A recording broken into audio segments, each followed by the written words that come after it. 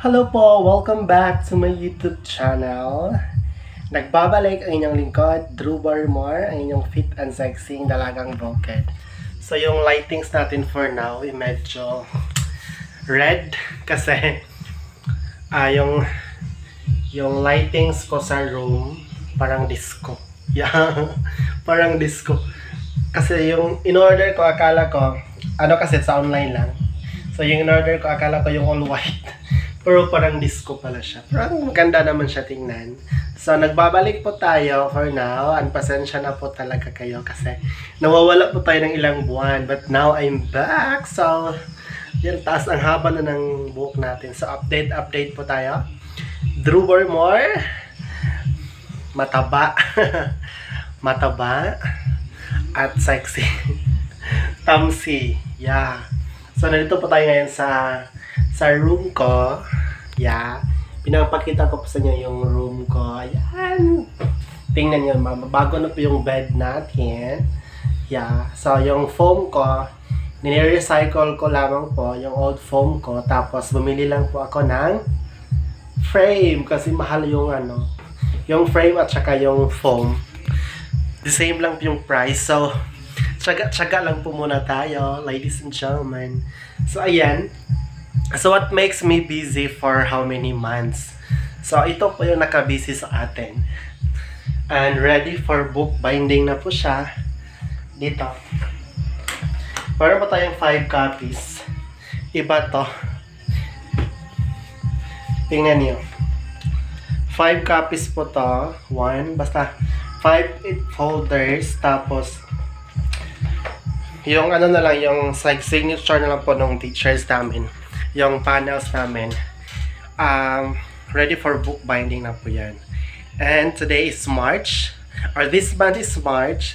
And sa July po ay after 10 years graduate po ulit tayo sa ating Master of Arts in Education, major in Administration and Supervision. Yeah, so yan po, pasensya na po talaga kaya hindi po ako nakapag-vlogs. At saka dami ko pong update sa inyo.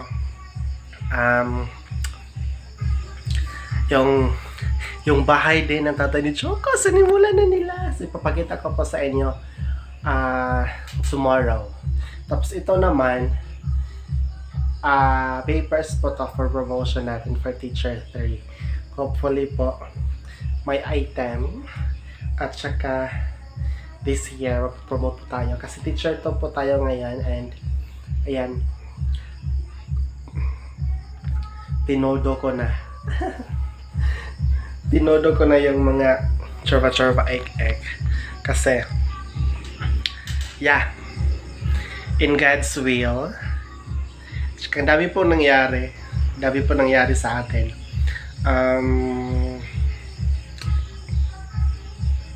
At saka din pala,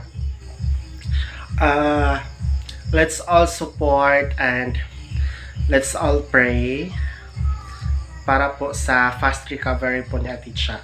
Kasi sa Ate Cha for now, nag-undergo pa din po siya ng radiation therapy. Actually, parang siya? Ano bang tawag doon? Yung grabe daw yung epekto. Isog, ano bang Tagalog ng isog? Parang malakas po yung yung epekto po ng radiation sa kanya. But thanks God, nandun naman po yung kapatid ni Ate Cha, si Ate Vice. So ingat po kayo dyan, Ate Vice and Ate Cha. Magpapagaling po kayo. And let's all pray din po. Alam ko namang hindi po siya pababayaan po ng may kapal. He is the most powerful. Yeah. And ayan. Few more weeks, a few more months. March 31 po yung yung end po ng pasukan namin. And parang yung opening ng classes ay July. May 31, June pahinga. June 1 to 15 may po kami National Learning Camp. And 16 to 20 plus Brigada Eskwela. So may 1 month po kami na vacation. And ingat po tayong lahat kasi aside from super mahal po ng bigas, ang dami pong mga ano dito sa amin, sa aming probinsya, yung mga sinasabi nilang kulto-kulto daw, yung may ano daw sila kukunin na 50 na tao, ganon. Kasi since before, pag sinasabi nating malapit na po yung Holy Week, dami po talagang mga ano, yung mga haka-haka, mga sabi-sabi, ganon. So, hindi naman masama, mag-ingat na lang po talaga tayo. At saka ako, iniwasan kong umuwi ng gabi dito sa amin. Ayaw kong magabihan sa daan kasi unsafety na din. For the safety ko na lang din po. Yeah. So, pag mas maagapan pa ng time, pag may malakad ako sa city, kailangan kong umuwi talaga ng maaga. Yeah. And ano din yung bangayan din yung, ng China at ng Philippines. Tapos si BBM, parang may plano siyang makipagdigmaan. Diyos ko, wag naman. Kasi wala po tayong mga mamahaling mga gamit. Wala po tayong lakas na lumaban kasi alam naman ng China, mayaman na bansa yung China. So, kung maagapan pa, mas na lang, mga peace talks, something like that.